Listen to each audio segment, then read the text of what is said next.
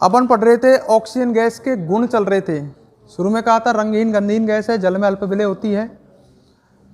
ये बात अपन पढ़ चुके थे इसकी। एक बात और सुनो, ऑक्सीजन जो है O2 अणु वो अणुचुंबकीय होता है। आगे अपन बढ़ रहे हैं। O2 अणु कैसा होता है? अणुचुंबकीय, जिसको अपन ने 11वीं में अणुकक्षक सिद्धांत जब पढ़ा था तो उसमें देखा था। अणुकक्षक सिद्धांत में अपन दोनों ओर इलेक्ट्रॉन बढ़ते थे। ध्यान करो, ऐसे थोड़ा सा दिखाता हूं मैं। जैसे O2 है ऑक्सीजन, O2 अणु है ना। O2 अणु सीधी सी बात है 2 ऑक्सीजन परमाणुओं से निर्मित है और दोनों ऑक्सीजन परमाणुओं में 8-8 इलेक्ट्रॉन होंगे। अरे 8-8 इलेक्ट्रॉन होंगे ना। देख इधर, पहले इलेक्ट्रॉन भरते थे 1s में, दोनों के में, ये SS, फिर भरते थे ऐसे 2s में। अणुकक्षक सिद्धांत अब डिटेल में तो मैं बात करूंगा नहीं। फिर ऐसे बढ़ते थे 3 ऊपर और 3 कहाँ? नीचे। और ध्यान आ रहा हो तो तुम्हें थोड़ा बहुत आपने पढ़ा है पहले। अब ना आवे कोई बात नहीं। टोटल 16 इलेक्ट्रॉन तो भरने, तो 2 पहले यहाँ भरेंगे, 2 2 4 2 6 2 8 9 10 11 12 13 14 15 और 16। तो यहाँ में 2 का मिले अयुग्मित इलेक्ट्रॉन। ये अणुकक्षक सिद्धांत है। ये आणविक कक्षक हैं बीच में बने हुए हैं, जो आणविक कक्षकों में इलेक्ट्रॉन भर रहे हैं। इनके नाम थे सिग्मा बने, सिग्मा स्टार बने, ध्यान हो तो इस तरह का। तो इनमें अपन ने अयुग्मित इलेक्ट्रॉनों में, इनमें हमने इलेक्ट्रॉन भरे आणविक कक्षकों में। तो अभी तो आपको याद देख ले, 2 अयुग्मित इलेक्ट्रॉन आते हैं। तो जिसमें अयुग्मित इलेक्ट्रॉन होंगे वो कैसा होता है? अणु। तो आपको डायरेक्ट याद रखना है, आपको याद है मतलब भी ना है अपन को अणुकक्षक सिद्धांत से, कि जो ऑक्सीजन अणु होता है O2 अणु, वो कैसा होता है? अणुचुंबकीय है, क्योंकि इसके आणविक कक्षकों में 2 अयुग्मित इलेक्ट्रॉन उपस्थित हैं। तो अपन तो डायरेक्ट याद रखते हैं कि जो O2 अणु होता है वो कैसी प्रकृति का होता है? अणुचुंबकीय। आगे बात सुनता चलिए बिल्कुल। आगे कह रहा है कि जो ऑक्सीजन अणु है या डाई ऑक्सीजन अणु है O2 अणु, O2 अणु की बंध वियोजन ऊर्जा का मान बहुत उच्च होता है। डबल बॉन्ड है, जिनमें डबल बॉन्ड हो उनकी बंध वियोजन ऊर्जा का मान क्या होता है? उच्च। मतलब ये कमरे के ताप पर आसानी से किसी से क्रिया नहीं करती, N2 की तरह। N2 भी कमरे के ताप पर किसी से क्रिया नहीं करती थी, नाइट्रोजन गैस। तो ऑक्सीजन गैस में उपस्थित O2 अणु में ऑक्सीजन परमाणुओं के मध्य द्विबंध उपस्थित होने के कारण इसकी बंध वियोजन ऊर्जा क्या होती है? उच्च। क्लियर है? ऑक्सीजन परमाणुओं के बीच डबल बॉन्ड है और डबल बॉन्ड कमरे के ताप पर टूटता नहीं है, तो इसकी बंध वियोजन ऊर्जा क्या होती है? उच्च होती है। आगे लिख रहा है इसमें, ढंग से एक एक बात है, सुनते चलो। यह धातुओं से, अधातुओं से या अन्य यौगिकों से क्रिया उच्च ताप पर ही करेगा। और इसने क्रिया जो दे रखी है वो एक साथ दे रखी है, मतलब धातुओं से भी ऑक्सीजन की, अधातुओं से भी और अन्य यौगिकों से। मतलब अलग अलग नहीं दे रखी, एक संग दे दी, उल्टी बढ़िया ही है। मतलब इसने डायरेक्ट बताया कि किससे क्रिया करके ये क्या बनाएगा? ऑक्सीजन। तो चलो पहले धातुओं से लेते हैं। चलो, सोडियम आपको पता ही है धातु है, और सोडियम की क्रिया आप अगर ऑक्सीजन गैस से कराओगे उच्च ताप पर होंगी सब क्रियाएं, और उत्पाद बनेगा सोडियम ऑक्साइड Na2O। बैलेंस तो आप कर सकते हैं, इधर आप ऐसा करो, 2 Na है का, और बैलेंस नहीं होगी।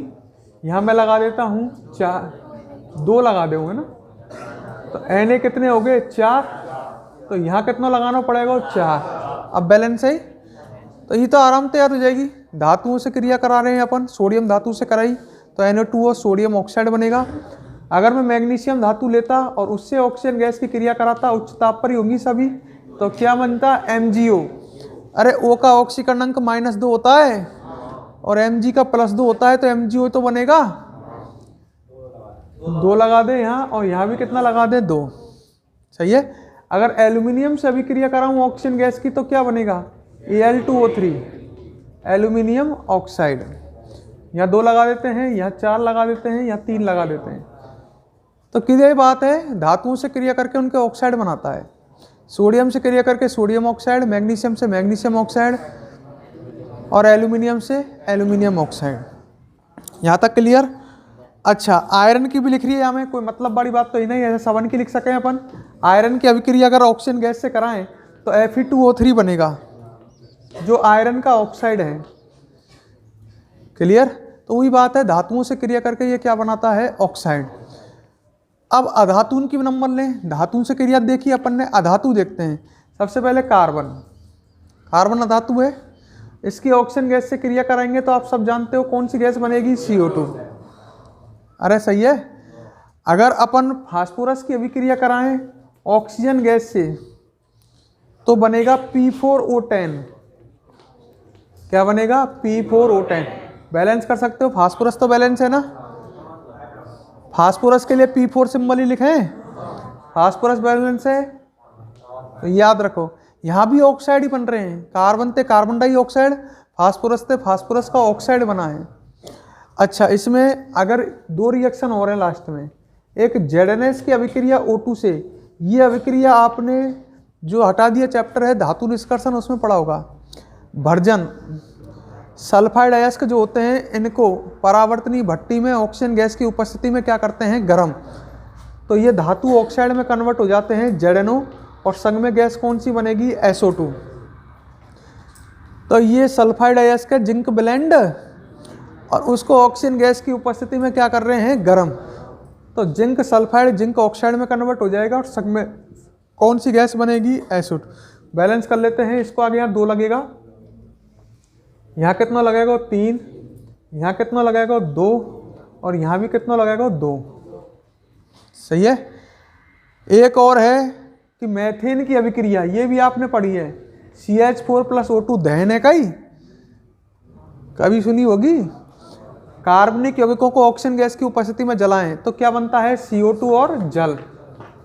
अरे पढ़ी होगी। सही है।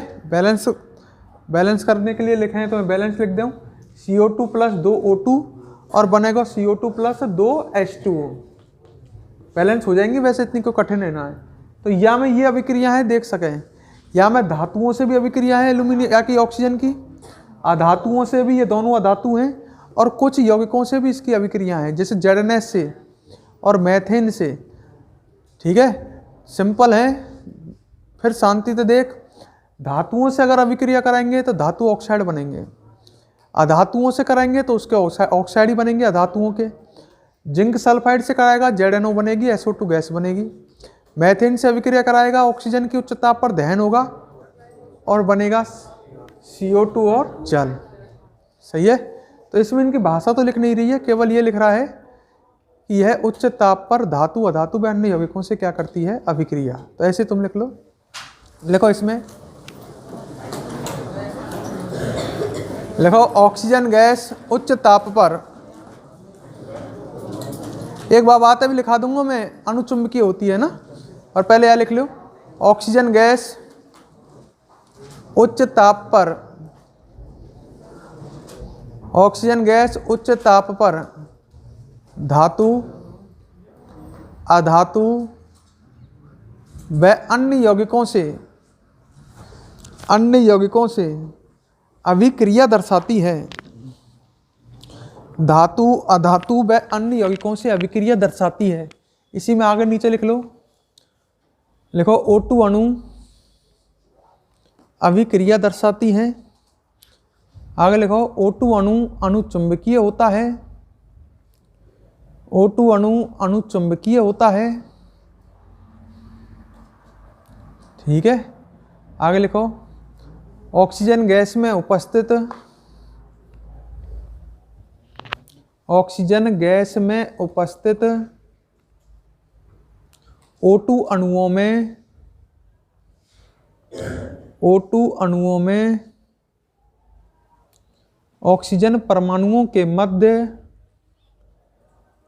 O2 अणुओं में ऑक्सीजन परमाणुओं के मध्य द्विबंध उपस्थित होने के कारण, ऑक्सीजन परमाणुओं के मध्य द्विबंध उपस्थित होने के कारण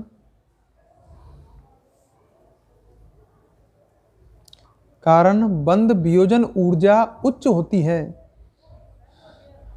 बंध वियोजन ऊर्जा उच्च होती है। ये ब्लैक बोर्ड पर जितनी भी रिएक्शन लिख रही है इन्हें डायरेक्ट नोट कर लो आप। उच्च होती है, बंद वियोजन ऊर्जा उच्च होती है। जितनी भी रिएक्शन लिख रही है ये 6-7 सब ने फटाफट नोट करो।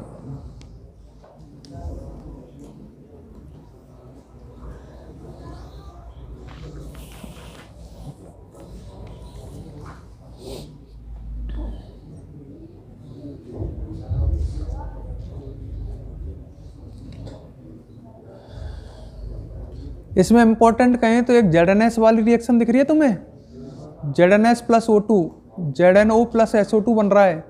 एक तो ये इसको इम्पोर्टेंट कह सकते हैं, और तो कोई खास नहीं है इसमें अभिक्रिया।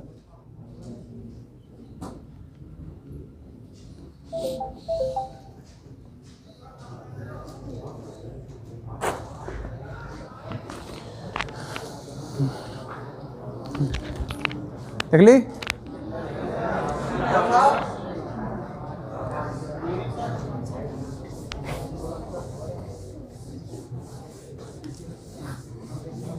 हाँ,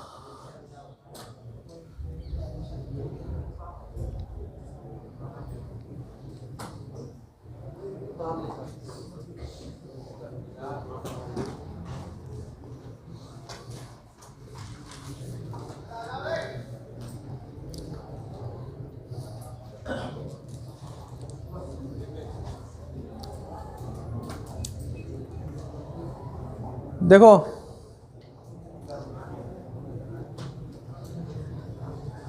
सामने देखो, देखो ऑक्सीजन की 2 रिएक्शन बता रहा हूं जो इंपॉर्टेंट है ना।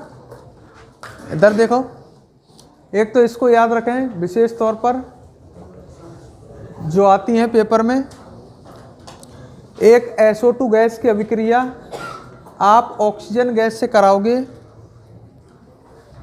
ठीक है, तो SO3 गैस बनेगी और ये अभिक्रिया B2O5 उत्प्रेरक की उपस्थिति में होती है।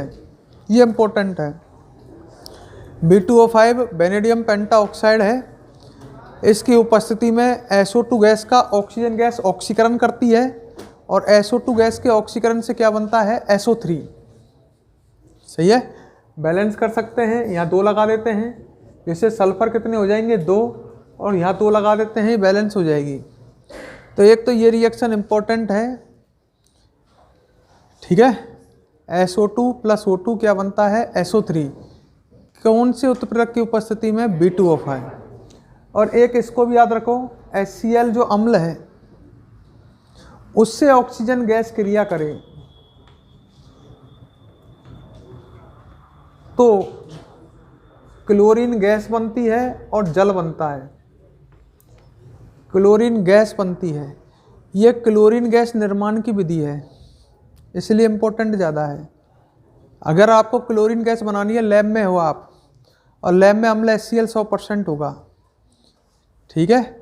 और ऑक्सीजन गैस आपके पास है नहीं, आपने ऑक्सीजन गैस बना ली, बहुत तरीके हैं। जल का वैद्युत अपघटन करा करके ऑक्सीजन गैस बना ली आपने, हालांकि वो औद्योगिक विधि है, पर कोई भी प्रयोगशाला विधि से आपने ऑक्सीजन गैस बना ली, तो अम्ल HCl में जब आप ऑक्सीजन गैस प्रोवाइड करोगे तो कौन सी गैस बन जाएगी, क्लोरीन। तो ये क्लोरीन गैस निर्माण की विधि है, इसलिए इसको इंपॉर्टेंट करा हूँ। ये CuCl2 उत्प्रेरक की उपस्थिति में होती है और इस विधि को डेकोन विधि के नाम से जाना जाता है। क्लोरीन निर्माण की विधि है, ये किस नाम से जाना जाता है, इसको डेकोन विधि। कोई पूछ ले आपसे क्लोरीन निर्माण की डेकोन विधि की समीकरण लिखो, ऐसा कभी आ जाए, तो HCl की अभिक्रिया आप ऑक्सीजन गैस से कराओगे तो क्लोरीन बनेगी। बैलेंस कर लेते हैं, यहाँ 4 हाइड्रोजन कितने हैं, 4, तो यहाँ 2, क्लोरीन कितने हैं, तो यहाँ 2, ऑक्सीजन 2 हैं, ऑक्सीजन बैलेंस है। तो अम्ल HCl की अभिक्रिया आप ऑक्सीजन गैस से कराओगे तो क्लोरीन गैस बनेगी, जल बनेगी, पर ये होगी किस उत्प्रेरक की उपस्थिति में, CuCl2। तो दोनों ने स्टार लगा के इनने और नोट कर लिया हमें।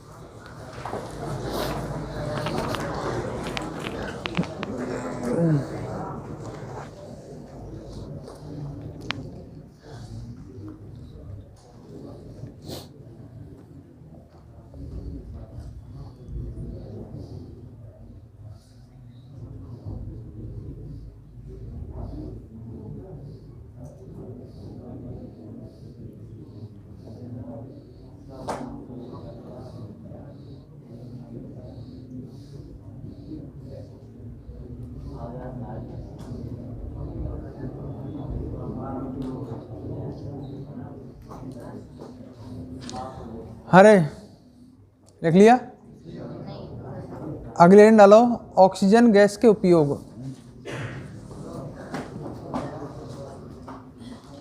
पहले ने सुनना एक बार। ऑक्सीजन गैस के उपयोग लगभग आप जानते हो। ऑक्सीजन गैस के उपयोग हेडिंग डाली, बिल्कुल आराम से सुन।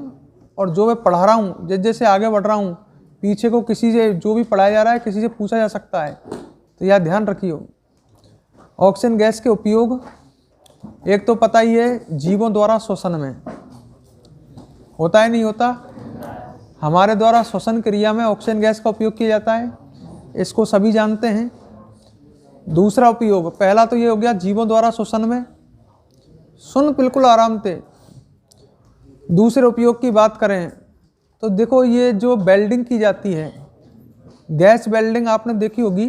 उसके पास दो सिलेंडर होते हैं, एक में हाइड्रोजन गैस होती है और एक में ऑक्सीजन। वहाँ हाइड्रोजन ईंधन का काम करती है और ऑक्सीजन उस ईंधन को जलाती है।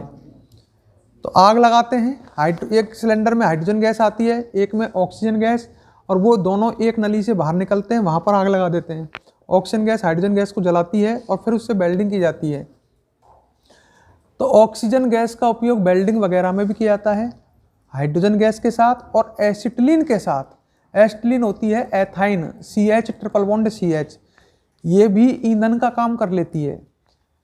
हाइड्रोजन गैस भी ईंधन का काम कर सकती है और एथाइन गैस भी ईंधन का काम कर सकती है, और ऑक्सीजन गैस इनको जलाने का काम करती है, तब जाकर के क्या होती है, वेल्डिंग। तो ऑक्सीजन गैस का उपयोग हाइड्रोजन गैस के साथ या एसिटिलीन गैस के साथ किसमें किया जाता है, वेल्डिंग में। तो पहला तो श्वसन में, और दूसरा उपयोग हम सिंपल समझे तो किसमें, वेल्डिंग में। तो तीसरा उपयोग भी अपन समझ चुके हैं, ज्वलन प्रक्रम में। इसका मतलब समझ गए, ज्वलन मतलब ईंधन को जलाने के लिए। अपन चाहे मोटरसाइकिल में अपने पेट्रोल है और उस पेट्रोल को जलाएं, तो जलाने का काम तो कौन कर रही है, ऑक्सीजन। बिना ऑक्सीजन की उपस्थिति के कोई भी चीज़ जल नहीं सकती। तो ज्वलन प्रक्रम में भी क्या काम आती है, ऑक्सीजन। आगे कह रहा है द्रव ऑक्सीजन का उपयोग प्रणोदक में किया जाता है। प्रणोदक क्या होता है, फिर क्लियर कर देता हूं। द्रव ऑक्सीजन का उपयोग इसने कहा प्रणोदक में किया जाता है। एक एक शब्द को सुनो। देखो, रॉकेट में ईंधन, एक दिन मैंने कहा था आपसे, रॉकेट में ईंधन और ऑक्सीकारक का मिश्रण भरा जाता है। अपनी मोटरसाइकिल में मैंने उस दिन समझाया भी था कि मोटरसाइकिल में तो केवल क्या भरा हुआ है, ईंधन। ऑक्सीकारक का काम ऑक्सीजन गैस करती है, वो उस ईंधन को जलाती है। पर रॉकेट तो अंतरिक्ष में जाता है, वहाँ तो ऑक्सीजन है नहीं, तो रॉकेट में ईंधन के साथ क्या भरा जाता है, ऑक्सीकारक, जो उस ईंधन को अंतरिक्ष में जलाता है। तो द्रव ऑक्सीजन का उपयोग प्रणोदक के रूप में, प्रणोदक होता है ईंधन और ऑक्सीकारक का मिश्रण, समझ गए। तो रॉकेट में क्या भरा जाता है, प्रणोदक, और अपनी मोटरसाइकिल वगैरह कार वगैरह में ईंधन।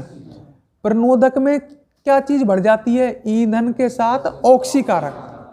तो रॉकेट प्रणोदक में भी ये काम आता है, वहां पर द्रव ऑक्सीजन का काम में लिया जाता है। द्रव ऑक्सीजन को ईंधन के साथ मिक्स कर देते हैं, जिससे वो ईंधन को क्या करती है, जलाती है। ठीक है, तो हमने देखो एक तो उपयोग हो गया श्वसन वगैरह में, एक इसका उपयोग हो गया वेल्डिंग में, एक ज्वलन प्रक्रम में, और एक प्रयोग अब हो गया रॉकेटों में प्रणोदक के रूप में द्रव ऑक्सीजन का उपयोग किया जाता है। आगे लिख रहा है इसमें, अस्पतालों में, पर्वतारोहण में ऑक्सीजन के सिलेंडर उपयोग में लिए जाते हैं, जानते होंगे। अस्पताल वगैरह में ऑक्सीजन के सिलेंडर काम में आते हैं। और पर्वतारोहण, जो ऊंचाई पर चढ़ते हैं, जो व्यक्ति जो ऊंचे ऊंचे पहाड़ों पर चढ़ते हैं, तो वहाँ ऑक्सीजन गैस की कमी है, तो वे ऑक्सीजन गैस के सिलेंडर अपने साथ लेके जाते हैं। तो ऑक्सीजन के सिलेंडरों का उपयोग चिकित्सालयों में, अस्पतालों में और पर्वतारोहण में किया जाता है। आगे कह रहा है, और आगे तो वही बात है, द्रव ऑक्सीजन में इसमें लिख रहा है हाइड्रोजन जैसे ईंधनों का दहन, वही रॉकेट वाली बात है। हाइड्रोजन भी एक ईंधन है और उसको जलाने में लिख के काम आती है द्रव ऑक्सीजन। और इसमें एक लास्ट में लिख रहा है कि ऑक्सीजन एक ऑक्सीकारक और निरंजक का भी कार्य करती है। ऑक्सीकारक तो है ही है, जो दूसरे पदार्थों का क्या करे, ऑक्सीकरण। यहाँ ऑक्सीकरण की अभिक्रिया तो लिख रही है, ये Na से Na2O बनो तो ये ऑक्सीकरण ही तो हो रहा है। तो ऑक्सीजन एक ऑक्सीकारक और निरंजक, निरंजक मतलब रंग उड़ाने वाला, रंग उड़ाने वाला। जिस चीज का ऑक्सीकरण हो जाता है सामान्यतः उसका रंग क्या हो जाता है, गायब। जैसे कोई कलरफुल चीज है और उसका अपन कहते हैं ना धीरे धीरे कपड़ों का रंग हल्का पड़ जाता है। तो रंग क्यों हल्का पड़ता है, क्योंकि उसमें जो रंगीन पदार्थ है उनका वायु धीरे धीरे क्या करती जाती है, ऑक्सीकरण, और रंग उसका धीरे धीरे क्या पड़ता चला जाता है, हल्का। तो जब सामान्यतः क्या होता है, जब किसी पदार्थ का ऑक्सीकरण होता है तो उसका रंग उड़ता है। तो ऑक्सीजन गैस भी किसका काम करती है, निरंजक का, सही है, रंग उड़ाने वाले पदार्थ का, और ऑक्सीकारक का भी काम करती है। तो ये उपयोग लिखो इसके, लिखो ऑक्सीजन गैस के उपयोग। नंबर एक, जीवों के द्वारा श्वसन में, जीवों के द्वारा श्वसन में,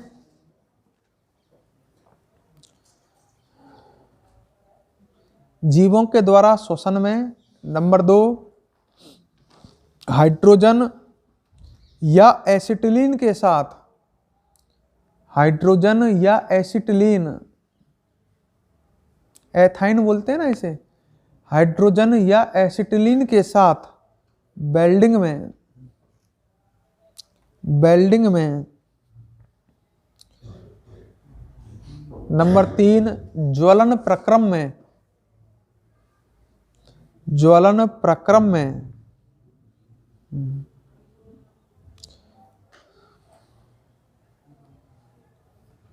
ज्वलन प्रक्रम में। अगला लिखो, द्रव ऑक्सीजन का उपयोग प्रणोदक के रूप में, प्रणोदक में होता है। द्रव ऑक्सीजन का उपयोग प्रणोदक में होता है। प्रणोदक बोलते हैं रॉकेट में प्रयुक्त किए जाने वाले ईंधन और ऑक्सीकारक के मिश्रण को। तो द्रव ऑक्सीजन का उपयोग प्रणोदक में होता है। अगला लिखो, अस्पतालों में, अस्पतालों में, कौमा पर्वतारोहण में, अस्पतालों में, कौमा पर्वतारोहण में ऑक्सीजन के सिलेंडर उपयोग में लिए जाते हैं। ऑक्सीजन के सिलेंडर उपयोग में लिए जाते हैं।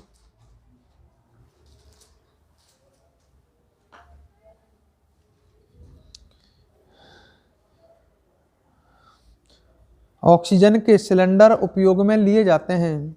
आगे लिखो, ऑक्सीजन ऑक्सीकारक तथा निरंजक,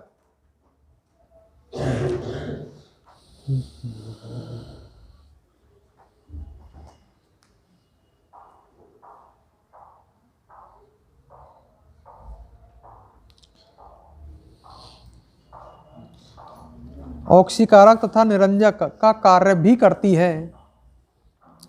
ऑक्सीकारक तथा निरंजक का कार्य भी करती है।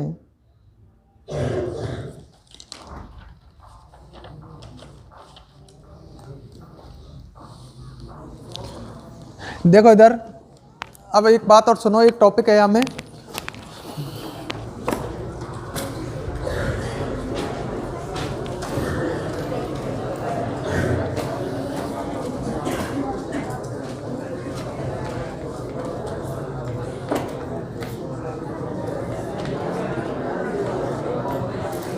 हाँ ध्यान दे ब्लैक बोर्ड पर और समझ। देख इधर, टॉपिक है सामान्य ऑक्साइड।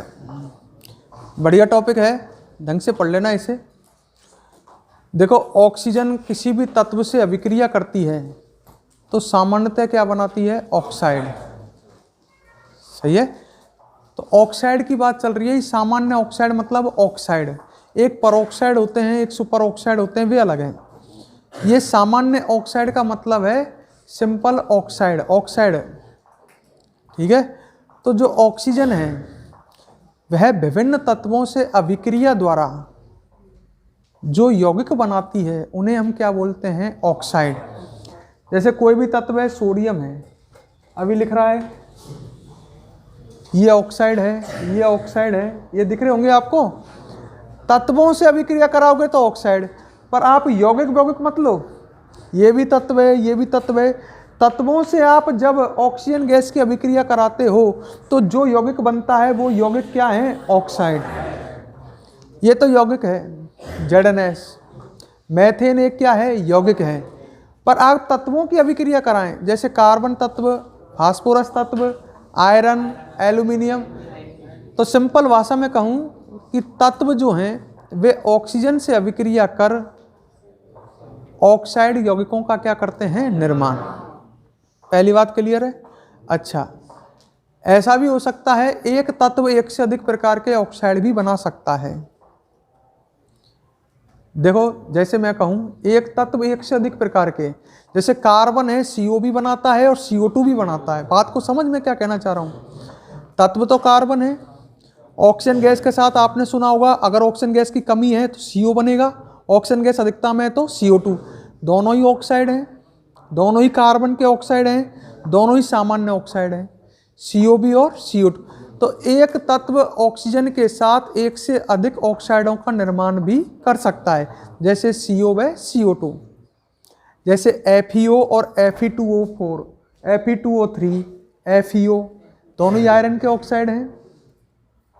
सही है, मेरी बात को समझ रहा है। एक ही तत्व ऑक्सीजन के साथ एक से अधिक प्रकार के ऑक्साइड निर्माण कर सकता है। तो दो ही बात कही मैंने अब तक, तत्व ऑक्सीजन से अभिक्रिया द्वारा ऑक्साइड यौगिकों का निर्माण करते हैं, एक तत्व ऑक्सीजन के साथ एक से अधिक प्रकार के ऑक्साइडों का भी निर्माण कर सकते हैं, जैसे CO व CO2। अब बात आई कि जो ऑक्साइड यौगिक हैं या जो सामान्य ऑक्साइड हैं ये 4 प्रकार के होते हैं। ऑक्साइड कितने प्रकार के हैं, 4। एक तो होते हैं अम्लीय ऑक्साइड, एक होते हैं क्षारीय ऑक्साइड, एक होते हैं उभयधर्मी ऑक्साइड और एक होते हैं उदासीन ऑक्साइड। एक एक बात है, समझ में ध्यान दें, और जो पढ़ा रहा हूँ आगे आगे पूछता भी चलूँगा मैं। ऑक्साइड 4 प्रकार के हैं, अम्लीय, क्षारीय, उदासीन और उभयधर्मी। अम्लीय ऑक्साइड किन्हें कहते हैं, सुनो। अम्लीय ऑक्साइड उन्हें कहते हैं जो जल से संयोग कर, ऑक्साइड 4 प्रकार के हो गए। पहला कौन सा, अम्लीय, समझ ले पूरे टॉपिक है। अम्लीय ऑक्साइड वे हैं जो जल से क्रिया करके अम्ल का क्या करते हैं, निर्माण। जैसे मैं एग्जांपल दूं, CO2 अम्लीय ऑक्साइड है, ऑक्साइड तो है नहीं, कार्बन डाइऑक्साइड। अम्लीय ऑक्साइड है क्योंकि जल से अभिक्रिया करके ये कार्बोनिक अम्ल बनाता है H2CO3। सही है। अच्छा, इधर को आपको ये P4O10 भी दिख रहा होगा, है ये P4O10, ये भी एक अम्लीय ऑक्साइड है क्योंकि ये जब जल से क्रिया करता है तो H3PO4 बनाता है। बैलेंस कर सकते हो, फास्फोरस उधर 4 है तो यहाँ 4 लगा सकते हैं। अरे सही है का। हाइड्रोजन इधर कितने हैं, 12। जब हाइड्रोजन इधर 12 हैं तो यहाँ क्या लगना चाहिए, 6। ऑक्सीजन 4 चौके 16 और 10 6 16 हो गएगा। तो आप देख सकते हो ये भी जल से क्रिया करके अम्ल का क्या कर रहा है, निर्माण। ऐसे ही मैंने कहा, अभी आपने थोड़ी देर पहले SO2 भी देखा था, आपने SO3 भी देखा था ना। SO2 अगर जल से क्रिया करें तो ये भी अम्ल H2SO3 बनाएगा, और SO3 होता तो वो क्या बनाता, H2SO4। तो मेरे कहने का मतलब समझो, ये जितने भी मैंने लिखे हैं CO2, P4O10, SO2, Cl2O7, अगर इसकी जल से क्रिया कराएं तो अम्ल बनेगा HClO4। प्रबल अम्ल है पर क्लोरिक अम्ल, प्रबल अम्ल है पर क्लोरिक अम्ल। बात को समझने की कोशिश करो, ज़्यादा बढ़िया तो ये है। तो यहाँ पर जो Cl2O7 है,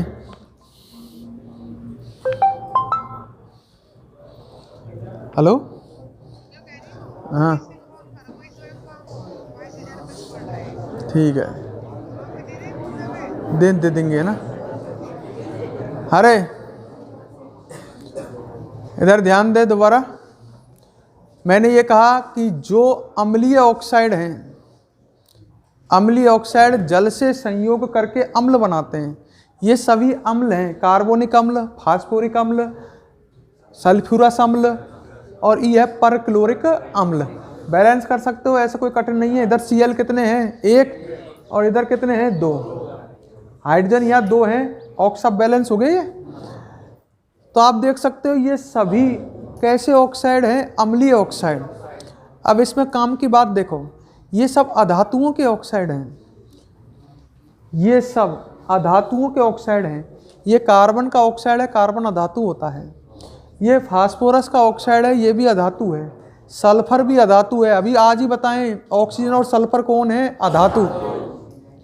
FCl, Bri सब अधातु हैं।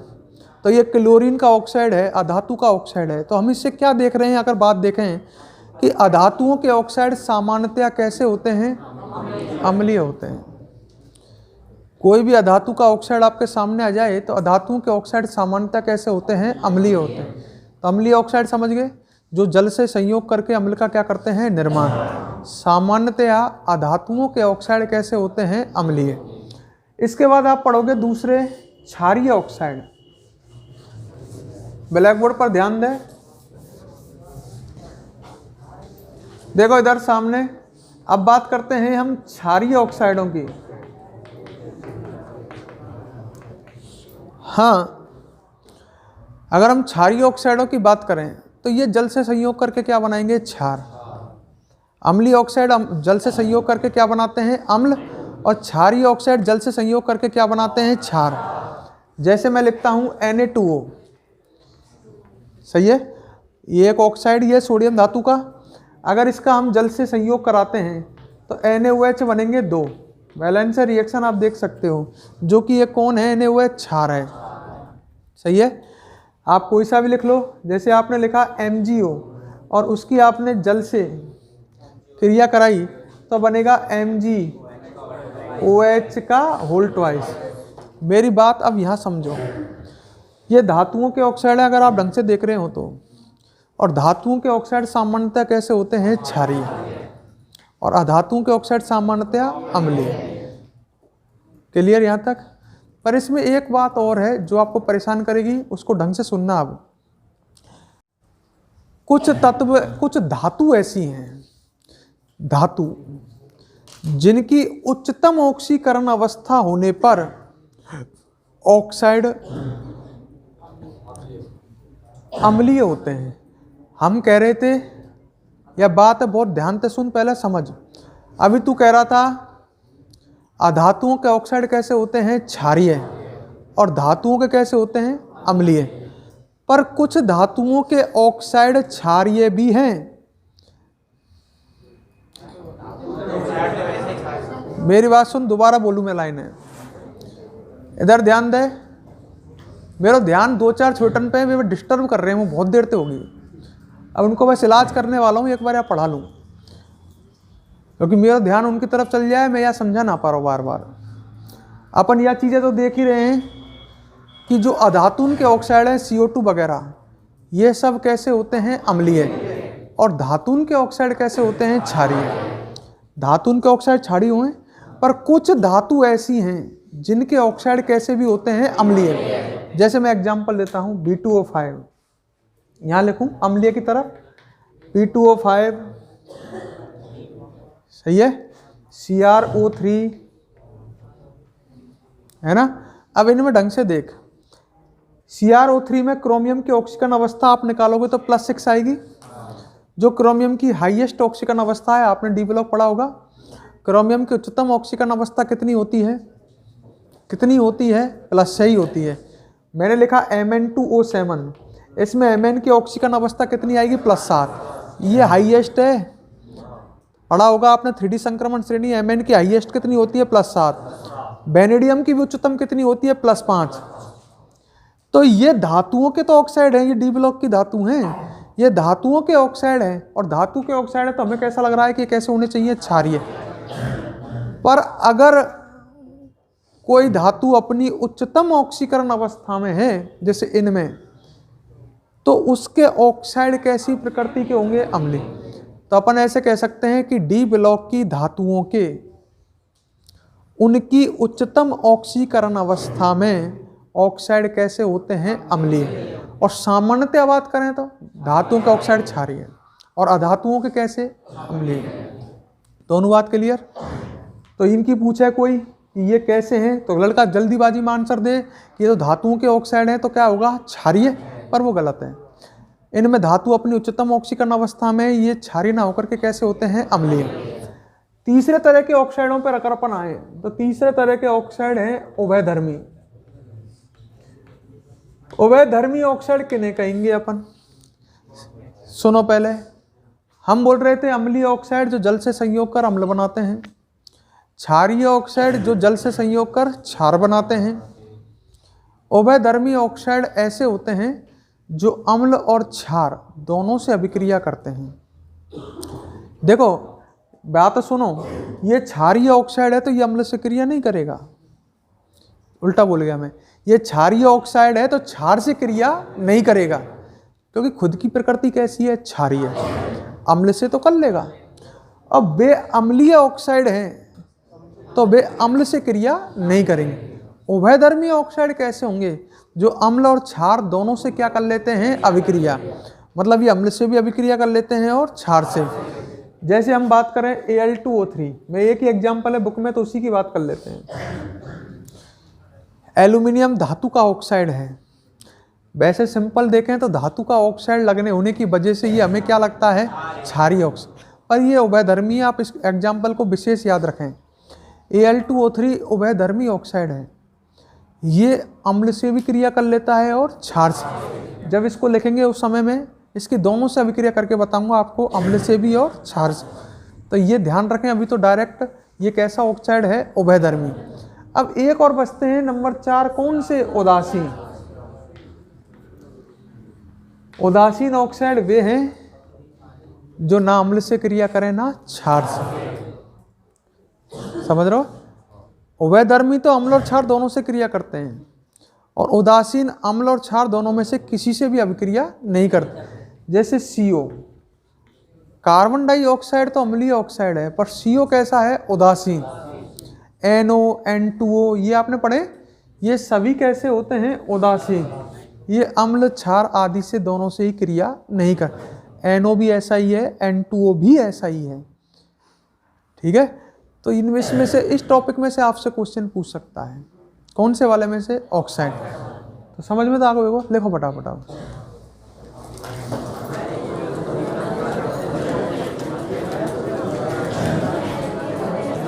हैंड डालो, सामान्य ऑक्साइड।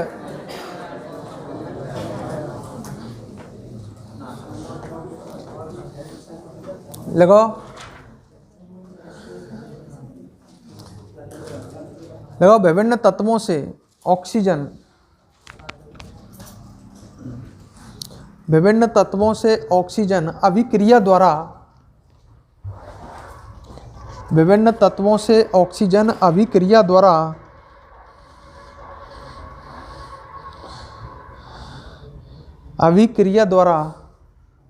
ऑक्साइड यौगिक बनाता है,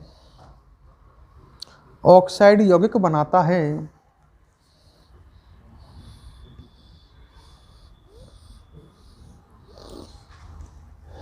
ठीक है, आगे लिखो। एक तत्व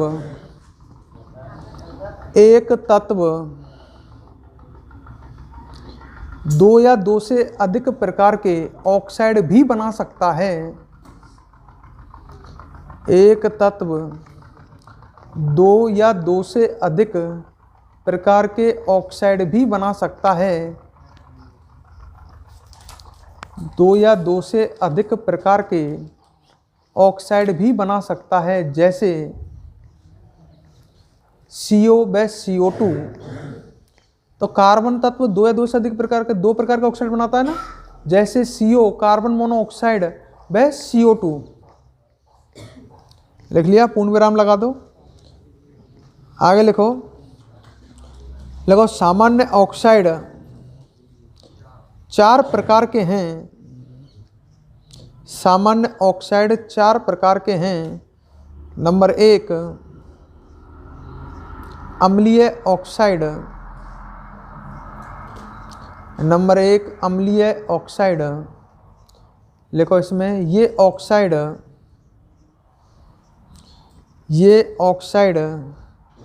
जल के साथ संयोग कर, ये ऑक्साइड जल के साथ संयोग कर अम्ल निर्माण करते हैं, अम्ल निर्माण करते हैं जैसे अम्ल निर्माण करते हैं जैसे CO2, ब्लैक बोर्ड पे लिख रहे हैं कई सारे, CO2, SO2, P4O10,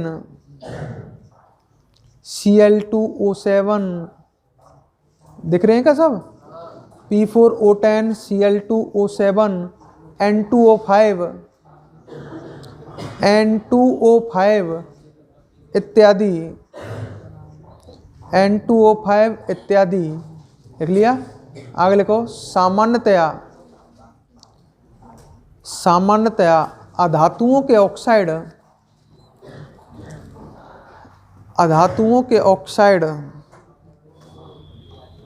कैसे ऑक्साइड होते हैं?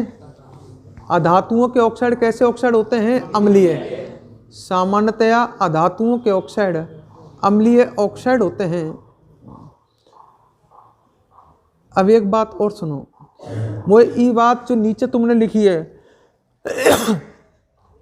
देख इधर B2O5 दिख रही है कई बात, ये अम्लीय ऑक्साइड ही तो हैं, इनको भी यही लिखाना चाहिए ना मुझे। मतलब हम यहाँ लिख सकते हैं कि डी ब्लॉक की धातुओं के ऑक्साइड उनकी उच्चतम ऑक्सीकरण अवस्था में कैसे होते हैं? अम्लीय। सही है, तो यहाँ यह लाइनें भी लिख ले नीचे स्टार लगा करके। लिखो डी ब्लॉक की धातुओं के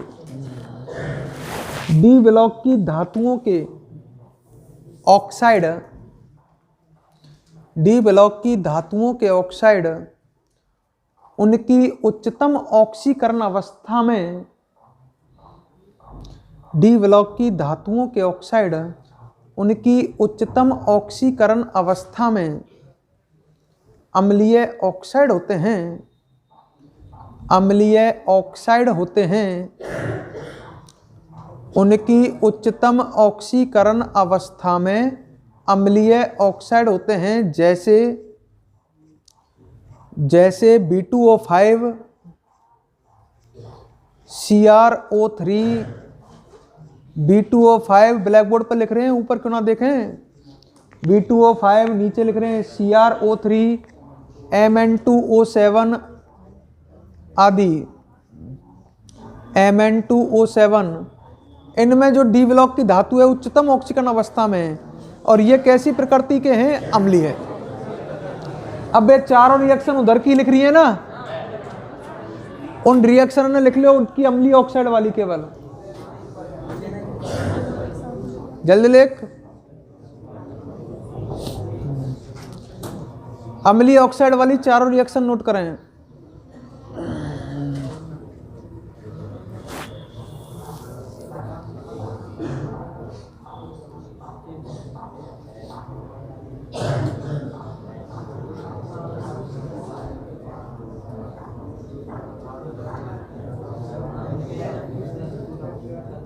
केवल अम्लीय ऑक्साइड वाली रिएक्शन लिखनी है चारों।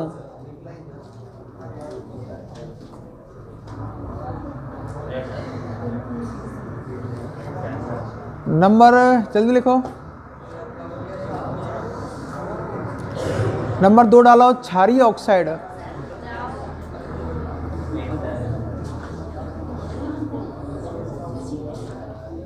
नंबर 2 क्षारीय ऑक्साइड।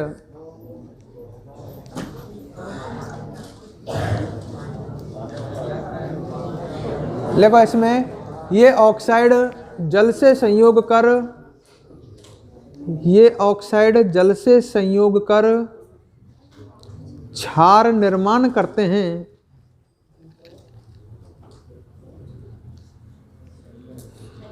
ये ऑक्साइड जल से संयोग कर क्षार निर्माण करते हैं जैसे Na2O,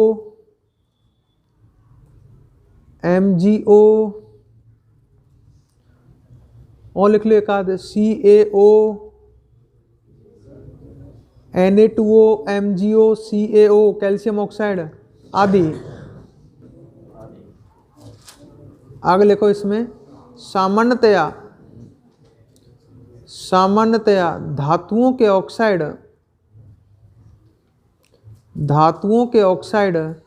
क्षारीय ऑक्साइड होते हैं। धातुओं के ऑक्साइड क्षारीय ऑक्साइड होते हैं।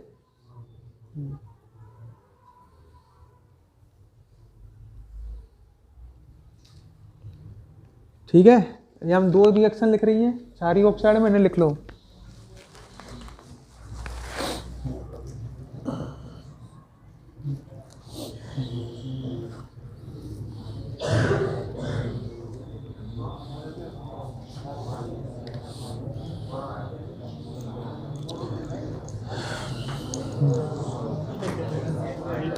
लिख लिया। नंबर 3 डालो, उभयधर्मी ऑक्साइड।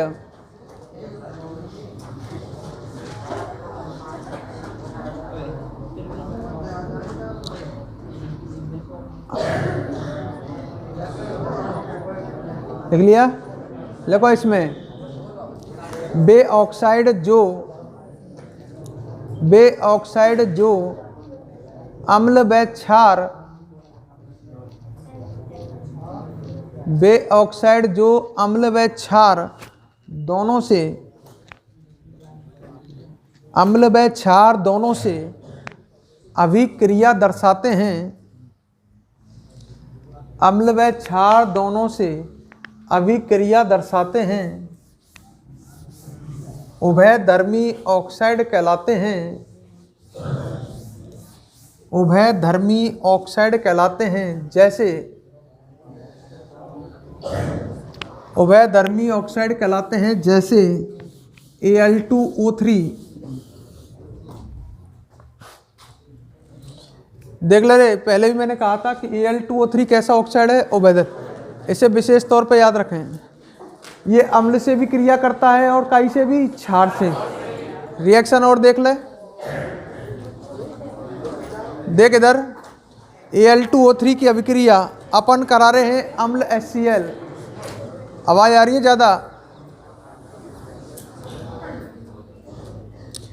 Al2O3 की अभिक्रिया पहले पूछेगा फिर। Al2O3 की अभिक्रिया अम्ल HCl के जलीय विलयन से कराएं, तो अम्ल HCl का विलयन है, तो एक तरह से अम्लीय विलयन से अभिक्रिया।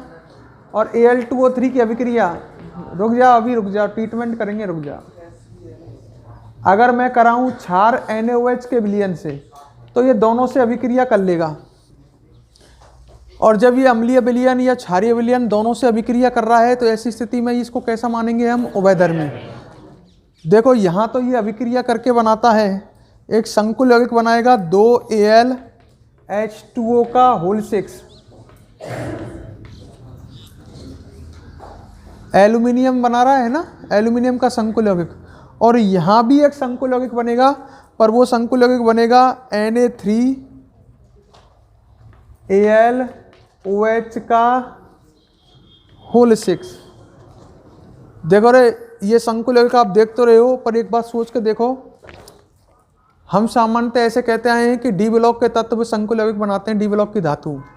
इनमें केंद्रीय धातु है जो एल्यूमिनियम है, दिख रही है ना, ये एल्यूमिनियम के संकुल यौगिक हैं।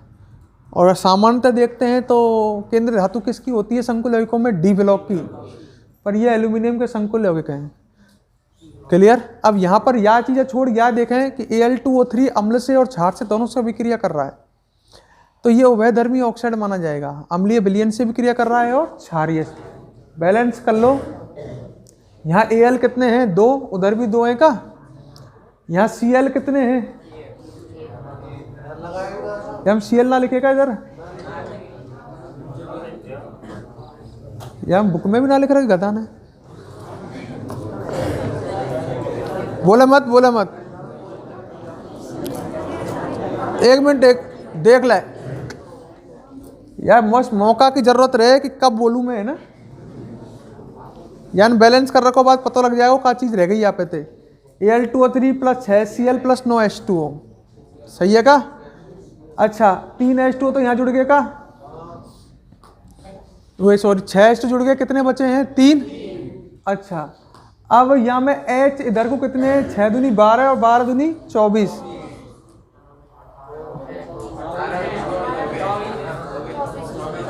24 ही है का, 9 दूनी 18 और 6 24। अच्छा कमी काय की पड़ रही है, क्लोरीन की, बाकी सब चीज बैलेंस है, तो फिर तो 3 Cl2 बनेगी का। देख और चीज बैलेंस है का, पहले याद देख ले, और सब सही है का, अरे और चीज तो बैलेंस है ना, तो फिर क्लोरीन बच रही है और कछु रही ना रहो, तो यह भी लिख लेना है हमें। अब ई मेन चीज तो याद रखो कि Al2O3 आप देख सकते हैं अम्ल HCl के संग और जल के संग ये संकुल यौगिक बना रहा है, और या में क्षार NaOH के संग ये बना रहा है, ये भी एक संकुल यौगिक है Na3AlOH का होल 6, ठीक है। इसे अगर अपन बैलेंस करें,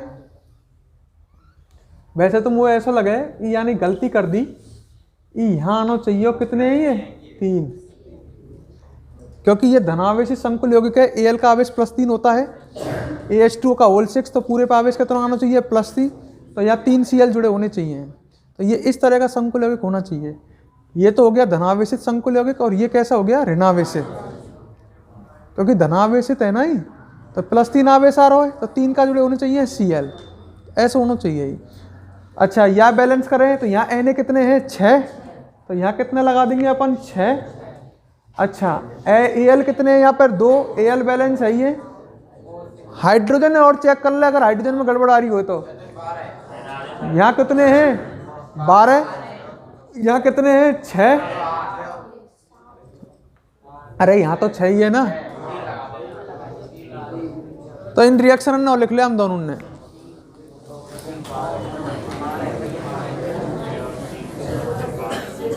यहाँ में यहाँ Cl3 लिख लेना है ना,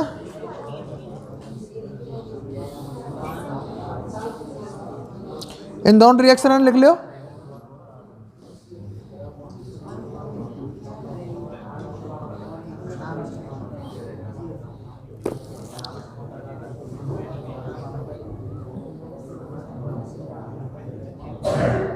तो Al2O3 आप याद रखें कैसा ऑक्साइड होता है, उभयधर्मी।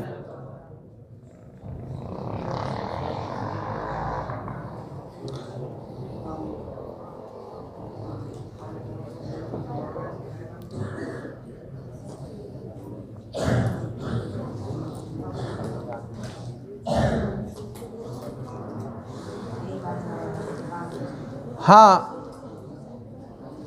अब एक ऑक्साइड और बचे हैं, कौन से, उदासीन, तो नंबर 4 डालो।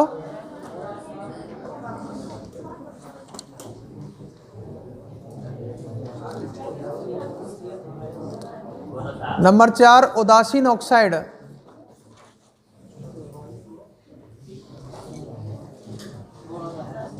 उदासीन ऑक्साइड लिखो इसमें। ये ऑक्साइड अम्ल व क्षार दोनों से अभिक्रिया नहीं करते हैं, ये ऑक्साइड अम्ल व क्षार दोनों से अभिक्रिया नहीं करते हैं, दोनों से अभिक्रिया नहीं करते हैं, जैसे दोनों से अभिक्रिया नहीं करते हैं, जैसे जैसे हम बताए थे आगे example, CO carbon monoxide, NO nitric oxide, और N2O CO carbon monoxide, NO और N2O आदि। अब अगली हेडिंग डालो ओजोन। तो हमने पहले तो कौन सी पढ़ी, डाई ऑक्सीजन, अब क्या पढ़ोगे आप, ओजोन। देखो इधर सामने,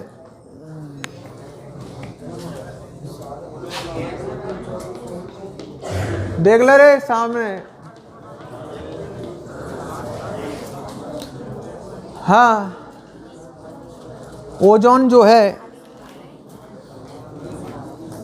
ध्यान इधर देख, ओजोन जो है ये ऑक्सीजन का अपर रूप है। अपर रूप जो समान परमाणुओं से बने हों। अरे ऑक्सीजन O2 और O3 ये दोनों अपर रूप ही तो हैं ऑक्सीजन के। ऑक्सीजन के अपर रूप हैं O2 और O3, दोनों समान परमाणुओं से बने होते हैं और दोनों के गुणों में क्या होती है, भिन्नता। तो हम ओजोन को किसका अपर रूप मानेंगे, ऑक्सीजन का। सुन ले, ढंग से बात नहीं। ऑक्सीजन तत्व है, अब ये O2 के रूप में भी मिलता है और O3 के रूप में भी मिलता है, तो ये एक से अधिक रूपों में मिलता है। ऑक्सीजन तत्व O2 के रूप में भी और O3 के रूप में भी, तो ये दोनों इसके क्या हो गए, अपर रूप। और जब मैंने कहा था एक बात स्टार्टिंग में भी कि इस वर्ग के सभी तत्व अपर रूपता प्रदर्शित करते हैं, तो सभी अपर रूप बना में, ठीक है। तो ये अपर रूप है। तो अपन पहली बात तो ये आई कि जो ऑक्सीजन है ये किसका अपर रूप है, ये ओजोन है, ये किसका अपर रूप है, ऑक्सीजन। क्लियर। आपको पता ही होगा अपने भूतल से लगभग 20 किलोमीटर ऊपर वायुमंडल में ओजोन की क्या है, परत, जो सूर्य से आने वाली हानिकारक परावैंगनी किरणों को धरती पर पहुंचने से रोकती है और जीव जंतुओं की क्या करती है, सुरक्षा। यह बात है, सब जाने। अरे ठीक है ना। अब अगली बात सुनो, वहां पर कैसे ऑक्सीजन बनती है, ये ओजोन कैसे बनती है ऊपर। ऊपर का मतलब समझ के होंगे, लगभग 20 किलोमीटर ऊपर ये ओजोन गैस बनती कैसे है वहां पर। तो वहां ऐसा माना जाता है कि जो ऑक्सीजन है, ढंग से देखना, ऑक्सीजन गैस परावैंगनी किरणों की उपस्थिति में ओजोन गैस का निर्माण करती है।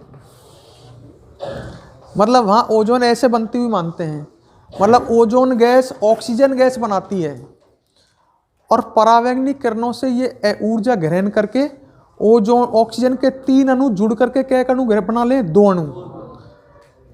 ऑक्सीजन के 3 अणु,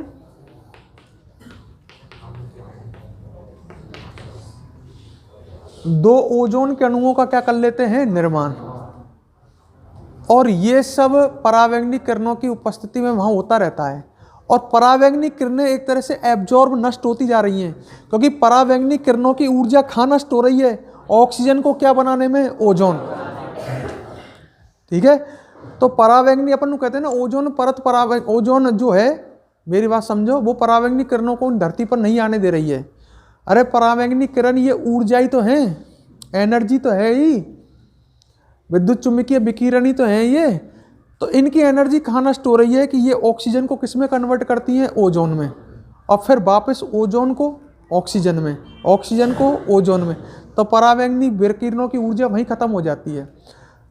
तो मैंने 3 बात कही, ओजोन ऑक्सीजन का अपर रूप है, फर्स्ट। दूसरी बात कही कि पृथ्वी के तल से, भूतल से लगभग 20 किलोमीटर ऊपर ओजोन की परत है जो हानिकारक परावैंगनी किरणों से जीव जंतुओं की रक्षा करती है। और तीसरी बात कही कि ऐसा माना जाता है कि वहाँ पर ओजोन ऐसे बनती है, परावैंगनी किरणों की उपस्थिति में ऑक्सीजन गैस के 3 अणु ओजोन गैस के 2 अणुओं का क्या करते हैं, निर्माण। यहाँ तक क्लियर। अब इसकी प्रयोगशाला विधि मान लो चाहे औद्योगिक विधि मान लो, एक ही विधि है निर्माण की। अगर अपन को नीचे कहीं ओजोन गैस बनानी है तो अपन को क्या करना है, बिल्कुल यही प्रोसेस अपनानी है, पर परावैंगनी किरण के स्थान पर हम लेंगे मंद वैद्युत विसर्जन। मेरा कहने का मतलब क्या है, समझ लो एक बात। देखो इधर देखो, जैसे एक बंद पात्र में, एक बंद कांच की नली में आपने ऑक्सीजन गैस भर ली, बिल्कुल वही समीकरण है, पर यहाँ ऑक्सीजन गैस में आपको मंद वैद्युत विसर्जन करना है। मतलब कम वोल्टेज की विद्युत धारा प्रवाहित करनी है, हाई वोल्टेज की नहीं। मंद विद्युत विसर्जन, एक कांच की नली है, उसमें ऑक्सीजन भरी हुई है, दोनों तरफ इलेक्ट्रोड लगाए, एनोड और कैथोड, और उसमें कम वोल्टेज की विद्युत धारा, मंद विद्युत विसर्जन करना है, तो भी ऑक्सीजन गैस के अणु ओजोन गैस के अणुओं का क्या कर लेंगे, निर्माण। या प्रयोगशाला विधि मान ले चाहे या औद्योगिक विधि मान ले, ठीक है। इस तरह से हम क्या बना सकते हैं, ओजोन। क्लियर। अब या की अकॉर्डिंग थोड़ी सी या भी सुन ले, किताब में अकॉर्डिंग क्या लिख रहा है हमें, देखो जो मैं बोल रहा हूँ, नेक्स्ट सुन ले पहले फटाफट। ओजोन ऑक्सीजन का अपर रूप है, फर्स्ट लाइन यही बोली मैंने। आगे लिख रहा है यह उच्चतर वायुमंडल में, उच्चतर वायुमंडल समझ गो, ऊंचाई पे, उच्चतर वायुमंडल में उपस्थित होकर एक मोटा आवरण बनाती है। ओजोन उच्चतर वायुमंडल में उपस्थित होकर एक मोटा आवरण बनाती है एवं हमारी पृथ्वी को परावैंगनी किरणों से सुरक्षित रखने का महत्वपूर्ण कार्य करती है। ऐसा माना जाता है कि उच्चतर वायुमंडल में ऑक्सीजन परावैंगनी किरणों के संपर्क में आकर ओजोन का निर्माण करती है। ये लिख रही, ऐसा माना जाता है कि उच्चतर वायुमंडल में ऑक्सीजन परावैंगनी किरणों के संपर्क में आकर के किसका निर्माण करती है? ओजोन। ठीक है, आगे लिख रहा है इस प्रकार परावैंगनी प्रकाश जो हमारे लिए अत्यंत हानिकारक है, ऑक्सीजन द्वारा ही अवशोषित करके ओजोन, ऑक्सीजन द्वारा ही, समझ गए होंगे, ऑक्सीजन द्वारा ही अवशोषित होकर ओजोन परत का निर्माण करती है। छोड़ो, फालतू बात ज़्यादा है। निर्माण की विधि आई, अवाली बताई निर्माण की विधि। शुष्क ऑक्सीजन गैस पर मंद वैद्युत विसर्जन करने पर ओजोन गैस प्राप्त होती है। यही है का? तो यहाँ तक लिख लो, कोई कठिन चीज़ ना है, फटाफट डालो। ओजोन लिखो यहाँ में, ओजोन ऑक्सीजन का अपर रूप है, ओजोन ऑक्सीजन का अपर रूप है।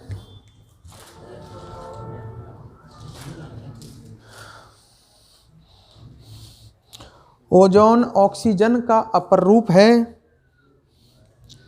आगे लिखो, यह उच्चतर वायुमंडल में, यह उच्चतर वायुमंडल में एक मोटा आवरण बनाती है। यह उच्चतर वायुमंडल में एक मोटा आवरण बनाती है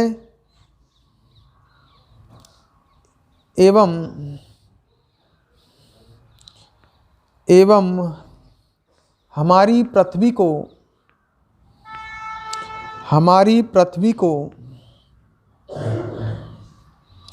परावैंगनी तथा अन्य हानिकारक विकिरणों से, परावैंगनी तथा अन्य हानिकारक विकिरणों से सुरक्षित रखने का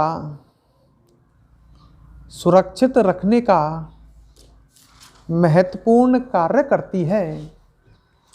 सुरक्षित रखने का महत्वपूर्ण कार्य करती है।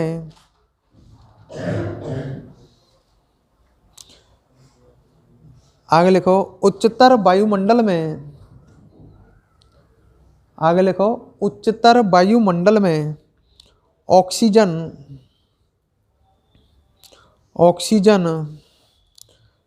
परावैंगनी विकिरणों के संपर्क में आकर,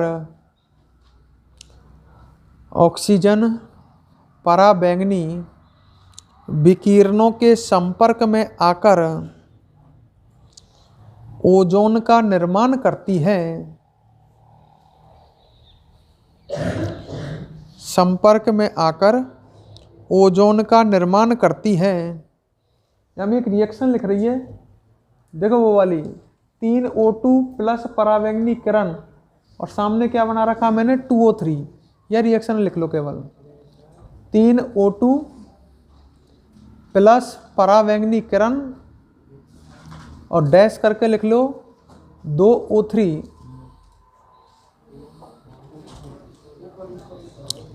नीचे लिखो निर्माण की विधि।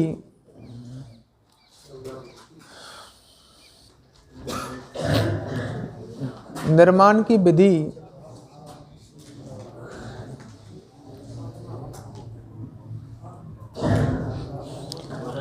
लिखो इसमें, शुष्क ऑक्सीजन गैस में, शुष्क ऑक्सीजन गैस में, शुष्क ऑक्सीजन गैस में मंद विद्युत विसर्जन करने पर, मंद विद्युत विसर्जन करने पर ओजोन प्राप्त होती है। ओजोन प्राप्त होती है। तो अब यह रिएक्शन है, लिख ले वही रिएक्शन है। नीचे लिख रही है 3O2, तीर का चिन्ह के ऊपर लिख रहा है मंद विद्युत विसर्जन और बन रहा है 2O3। मतलब 3 ऑक्सीजन के अणु 2 ओजोन के अणुओं का क्या करते हैं, निर्माण।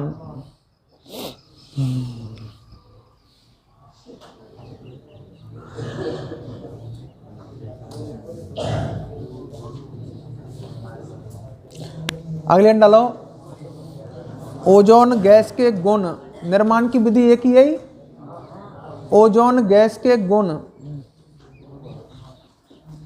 सुन ले रहे पहले,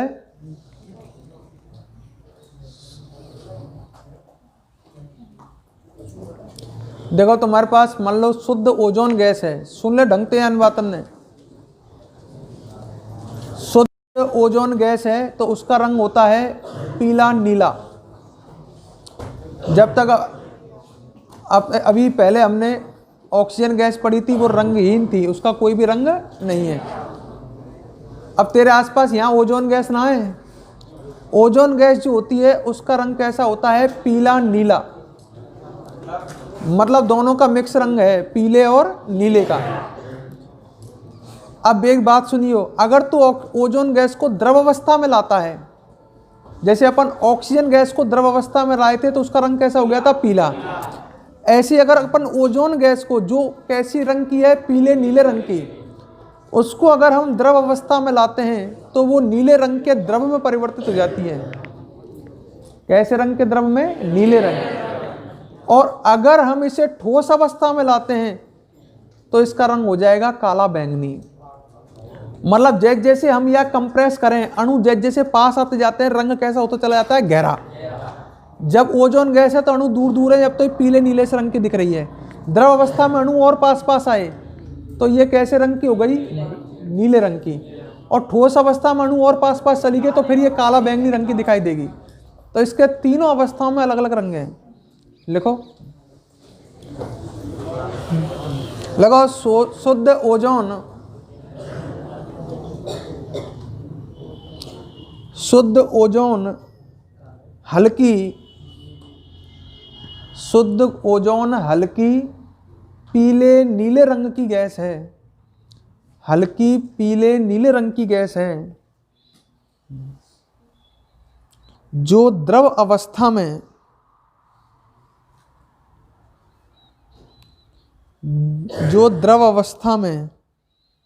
नीले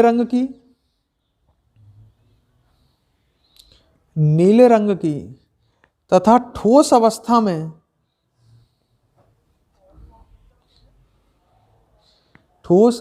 में काले बैंगनी रंग की होती है। ठोस अवस्था में काले बैंगनी रंग की होती है। ठोस अवस्था में काले बैंगनी रंग की होती है।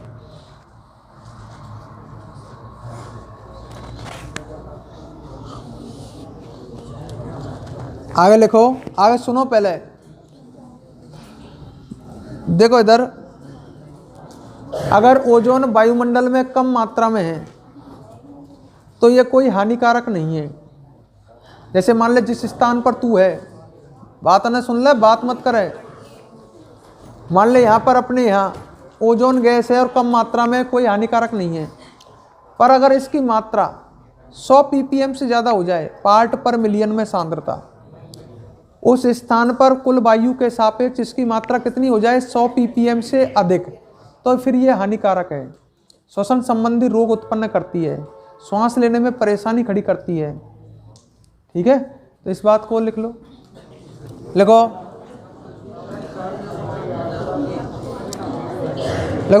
अल्प मात्रा में ओजोन गैस, अल्प मात्रा में ओजोन गैस हानिकारक नहीं होती है। अल्प मात्रा में ओजोन गैस हानिकारक नहीं होती है, परंतु यदि इसकी सांद्रता वायु में,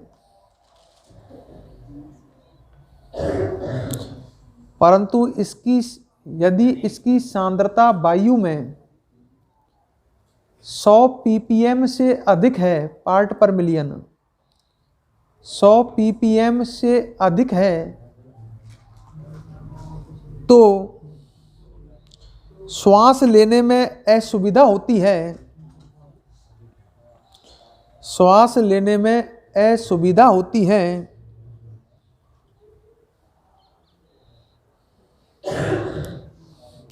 आगे लिख लो, यह जल में अल्प विलय होती है,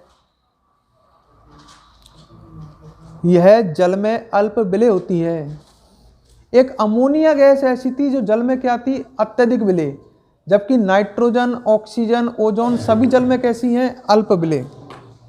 सही है। आगे लिखो, ओजोन एक प्रबल ऑक्सीकारक है, ओजोन एक प्रबल ऑक्सीकारक है क्योंकि यह आसानी से नवजात ऑक्सीजन उत्पन्न करती है, क्योंकि यह आसानी से नवजात ऑक्सीजन उत्पन्न करती है, तो ये प्रबल ऑक्सीकारक मानी जाएगी। देखो कैसे, दे ओजोन का एक अणु है अपने पास, ध्यान इधर दे, और ये अणु टूटेगा और O2 और क्या बनती है, नवजात ऑक्सीजन। अब यह बात है समझ, देख इधर सामने, हम कहते हैं, बिल्कुल आवाज बंद कर पहले, हम कहते हैं कि ऑक्सीकारक वे होते हैं जो ऑक्सीजन देते हैं, सही है, और ओजोन आसानी से नवजात ऑक्सीजन दे रही है। ओजोन आसानी से टूट जाती है किसमें, O2 और O में। जब ये आसानी से नवजात ऑक्सीजन देती है तो ये ऑक्सीजन किसी से भी जुड़ करके उसका क्या कर देगा, ऑक्सीकरण। नवजात ऑक्सीजन अत्यधिक क्रियाशील होती है, O2 नहीं है, क्योंकि O2 में तो द्विबंध है, और जिसकी बंध वियोजन ऊर्जा क्या होती है, उच्च। तो ये O2 तो बहुत कम क्रियाशील है, पर ये नवजात ऑक्सीजन जो है ये अत्यधिक क्या होती है, क्रियाशील। ये किसी से भी जुड़ करके उसका तुरंत क्या कर देगी, ऑक्सीकरण। तो ऑक्सीकारक वही तो होता है जो अधिक क्या होता है, ऑक्सीकारक क्या होता है जो दूसरे का क्या करे, ऑक्सीकरण। अब ओजोन नवजात ऑक्सीजन देती है आसानी से, जो किसी भी अन्य पदार्थ से जुड़ करके उसका आसानी से क्या कर देता है, ऑक्सीकरण। तो ये प्रबल ऑक्सीकारक है। रिएक्शन नोट करें।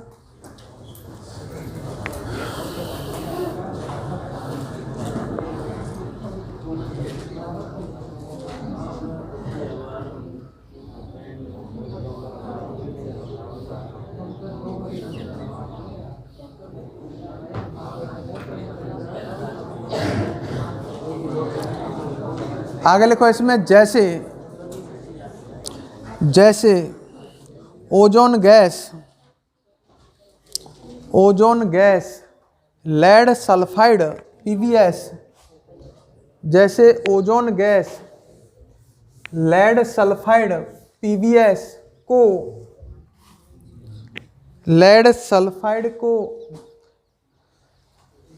लेड सल्फेट में, लेड सल्फाइड को लेड सल्फेट में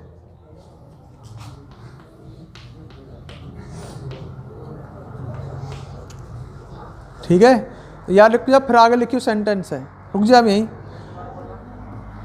देखो ओजोन गैस जो है लेड सल्फाइड, ये लेड सल्फाइड ही है, अरे इसमें रेनाइन कौन है, S-2 सल्फाइड आयन, और ये लेड सल्फेट है। तो यही तो हुआ है, यहाँ में कितनी ओजोन है, 4, और 4 ओजोनों ने प्रत्येक ने कितने O दिए, 4। अरे एक O3 एक नवजात ऑक्सीजन देगी तो 4 कितनी देंगी, 4। तो 4 तो O2 रह गई, और वे जो नवजात ऑक्सीजन बनी वे सब या तो जुड़ के या काय में कन्वर्ट कर रही हैं, PbSO4। तो या तो ऑक्सीजन जुड़ रही है तो या को क्या हो रहा है, ऑक्सीकरण। तो ये ऑक्सीकरण या ओजोन नहीं तो करो, या ओजोन ने 4 O दिए जो या तो जुड़ करके या को क्या कर रहे हैं, ऑक्सीकरण। तो मैं भी तो यही कह रहा हूं कि ये लेड सल्फाइड को किस में ऑक्सीकृत कर देती है, लेड सल्फेट में, तथा अब आगे लिखो, लेड सल्फेट में तथा आयोडाइड आयन को, आयोडाइड आयन को, आयोडाइड आयन को आयोडीन में, ऑक्सीकृत कर देती हैं। आयोडाइड आयन को ऑक्सीजन में, उसमें आयोडाइड आयन को आयोडीन में ऑक्सीकृत कर देती हैं। देख इधर,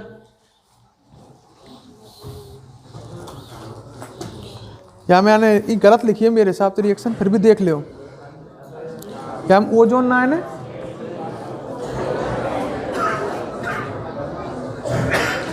बात मत कर। ये आयोडाइड आयनों युक्त जलीय विलयन है, आपको दिख रहा है।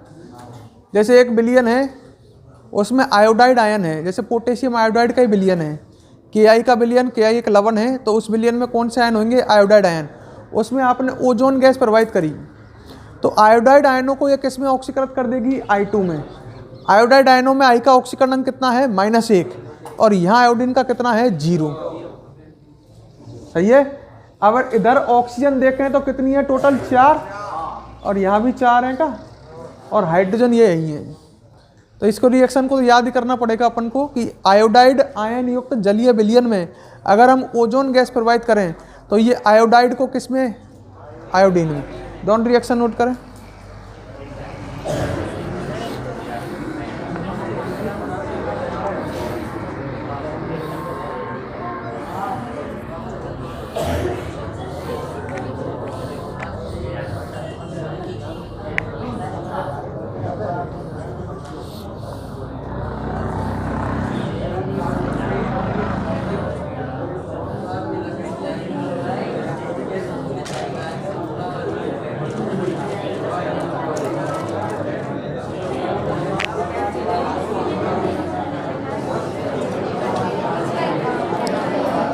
अरे कैसे खलबली बढ़ती जा रही है?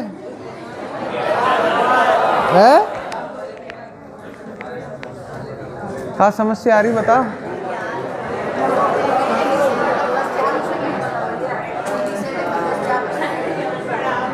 अरे आवाज ही कचू, स्पेशली बात कर रहा हूँ विज्ञान की।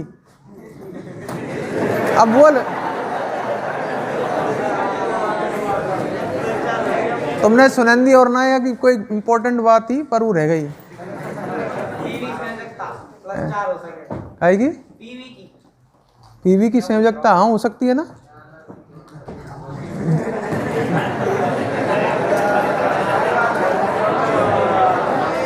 अरे अब हल्ला मचा रहा हो, ये हमारे आधा घंटा और 4:30 छुट्टी।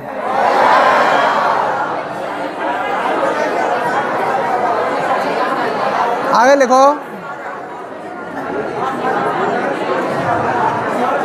अरे चुप, ओए जानवर, आवाज बंद कर। लिखो यहाँ में नीचे एक लाइन, नाइट्रोजन के ऑक्साइड, नीचे लिखो नाइट्रोजन के ऑक्साइड ओजोन के साथ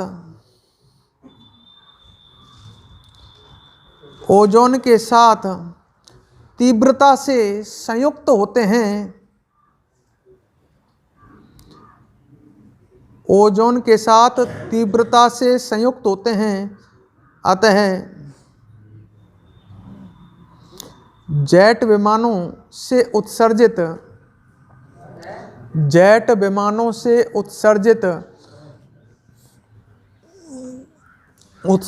नाइट्रिक ऑक्साइड ओजोन परत का क्षरण करता है। जेट विमानों से उत्सर्जित नाइट्रिक ऑक्साइड ओजोन परत का क्षरण करता है। ये लाइन देख या समझ पहले। देखो जो नाइट्रोजन के ऑक्साइड है, बिल्कुल मत बोले, इधर ध्यान दे, जो पढ़ रहे हैं वह पढ़न दे। ये ऐसी आसान बात ना चल रही जो बहुत आसानी समझ में आ रही है। देखो जो, बिल्कुल चुप हो जाए, चुप, बार बार कह रहा हूं। जो नाइट्रोजन के ऑक्साइड हैं, जैसे NO हुआ, ये नाइट्रोजन का ऑक्साइड है। ये जो नाइट्रोजन के ऑक्साइड हैं, ये ओजोन के साथ आसानी से जुड़ जाते हैं। मतलब आसानी से क्या करते हैं? अभिक्रिया। और अभिक्रिया करेंगे, जैसे NO ने अभिक्रिया करी तो NO2 और क्या बनेगा, O2। तो अब यार दूसरे तरीका से सोच, ये NO ओजोन परत नष्ट कर रहा है, अरे ओजोन है काई में कन्वर्ट कर रहा है, O2 में। अच्छा, तो अपन ने क्या देखा कि नाइट्रोजन के जो ऑक्साइड होते हैं ये ओजोन से आसानी से क्या करते हैं, अभिक्रिया, तो ओजोन को ये नष्ट करते हैं, ओजोन को नुकसान पहुंचाते हैं। जेट विमान जो होते हैं, जो ऊंचाई पर उड़ते हैं, और उनमें से देखो अपने नॉर्मल ये वायुयान है, ये तो समताप मंडल में उड़ जाए, पर इनसे भी ऊपर उड़े कौन, जेट विमान। उनके जो ईंधन वगैरह होता है, आप पता है ईंधन में नाइट्रिक अम्ल वगैरह ऑक्सीकारक के रूप में काम में ले लेते हैं। तो ईंधन से निकलते हैं ये नाइट्रोजन के ऑक्साइड, ईंधन के जलने पर उनके द्वारा उत्सर्जित होते हैं नाइट्रोजन के ऑक्साइड, और ये ओजोन परत को क्या पहुंचाते हैं, नुकसान। तो मैंने ये लिखा बताया है कि जेट विमानों से उत्सर्जित नाइट्रोजन के ऑक्साइड जैसे नाइट्रिक ऑक्साइड, ये ओजोन परत का क्या करता है, क्षरण, उसे नष्ट करता है। तो इस रिएक्शन को भी लिख लो इसमें।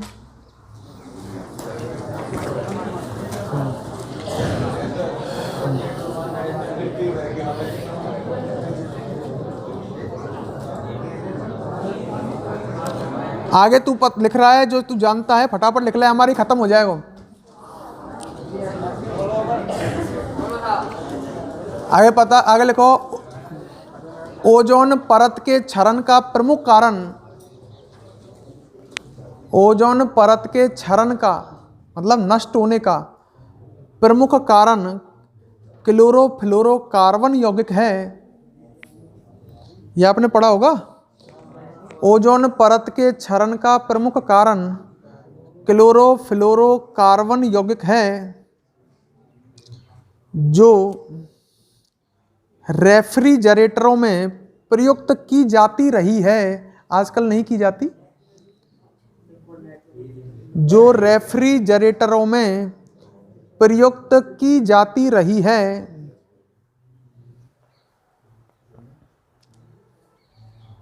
ठीक है, चलो अब